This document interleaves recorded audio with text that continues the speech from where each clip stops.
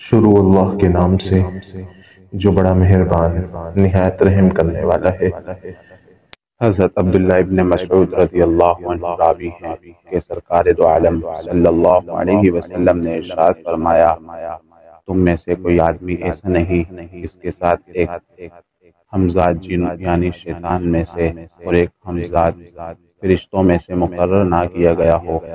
صحابہ نے عرض کیا، یا رسول اللہ، کیا آپ صلی اللہ علیہ وسلم کے ساتھ بھی؟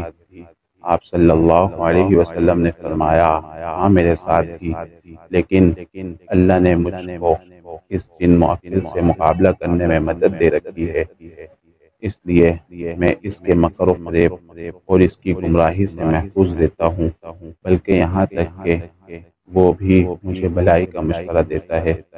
مشکوٰۃ المصابیح حدیث نمبر 67۔